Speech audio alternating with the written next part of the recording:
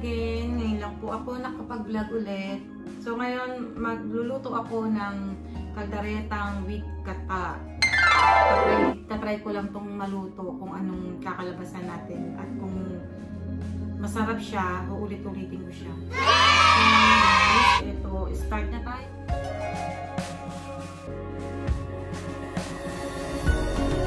Paano ako magluto guys? Let's go!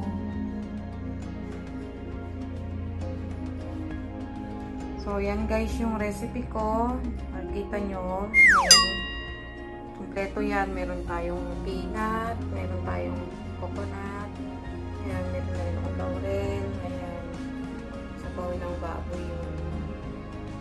At saka to, yan. Tomato sauce. Meron na rin carrots. And kinat na beef. Makatamtaman lang yung laki niya. Tapos, meron na rin akong veggie, paminta, laurel, saka garlic and onion. Okay? So, umpisahan natin guys. Di ba napatagalin to? Okay, umpisahan natin guys. Ayan, meron akong olive oil. Konti ang palang olive oil mo. Like, mga ganyan na lang. Na yung mantika niya. Lagay ko na yung garlic.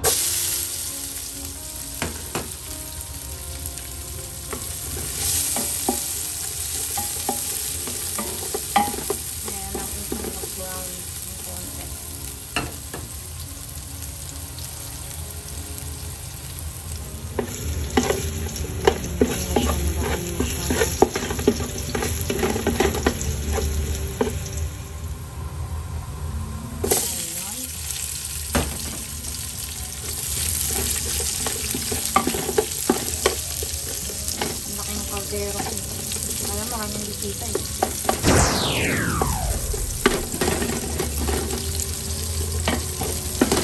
Ang barangay luluto ko ata eh. Kaya masaya ko magluto guys. Hindi ako sanay mag-konti kasi hindi ko matangka yung recipe ko konti.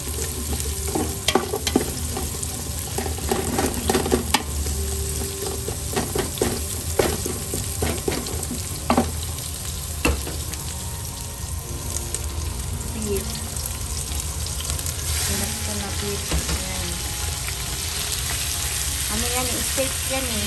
Ginawa kong ganyan na lang. Malambot siya. Hindi siya, pwede na siya matapos. Ilalagay ko yung crack pot. Steak kasi yan, ginawa ko ng kaldareta. Kahit ito na sinasado palambot yan.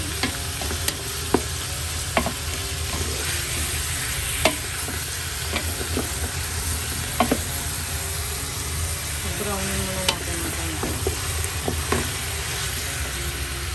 Medyo nag-brown siya.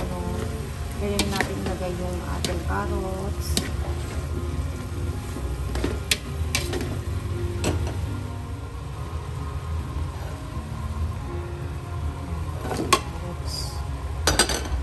Tama na yun dyan.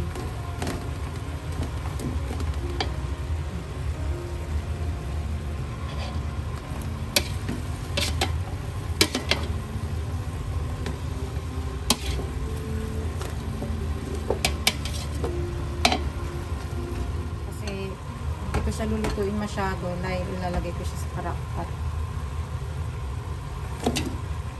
Lalambot na kasi siya sa crack pot. So yung mga walang crack pot, gawin na talagang lulutuin siya, maghintay ng mga 30 minutes. Depende sa lambot ng baka nyo.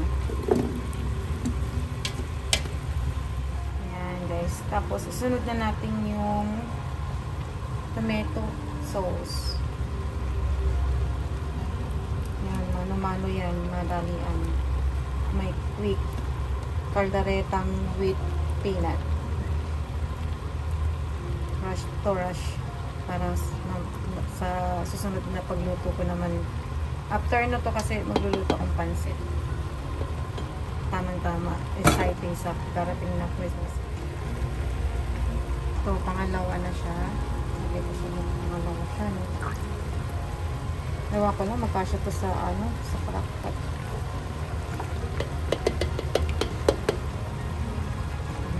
kasi sumutin. Wala na yun. Wala naman na yun. So, nahalo ko na, diba? Nahalo ko na siya, guys. Susunod naman natin yung beef broth. Beef broth. Sunod natin siya. Para may sabaw-sabaw siyang konti. So, takban muna natin siya, guys. 2 minutes.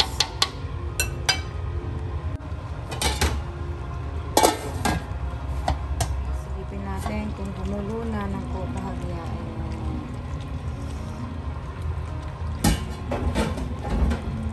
Silipin natin yung ating gata.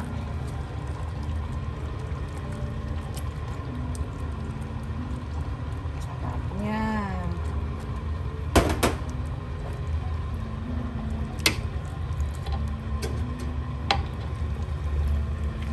Halu-haluin lang natin yung siya, guys. Diba? Ang ganda ng kulay. Para siyang kaldaretang may ano. Yung sa atin kasi ano eh, liver spread. Ang ginamit kasi pag wala kasi liver spread, kahit ano lang, peanut. Natin yung gata. Takpan natin siya ng konti. Mga 3 minutes ulit.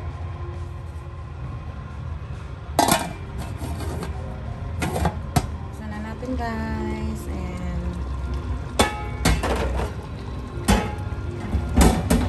parang kulang siya sa gata. Mag-a-add tayo ulit ng isa't kalahating coconut ulit. 1.5 coconut. So, bali 3 cups na coconut lalagay natin.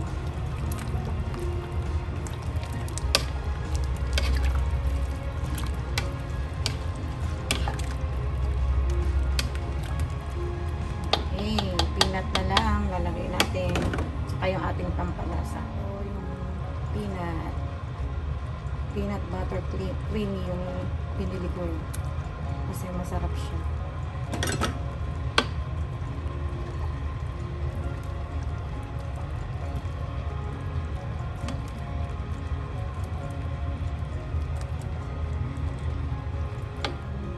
Steak naman siya kahit di na ako na palang patagalin ng kulo.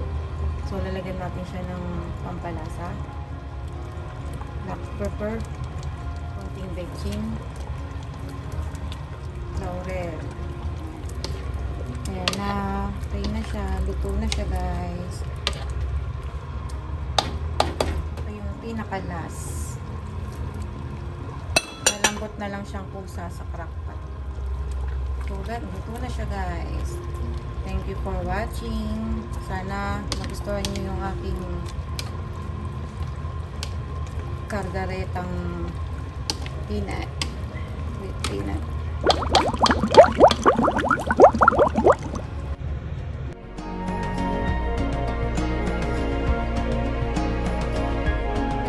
Thank you for watching my video. Sana nagustuhan niyo po.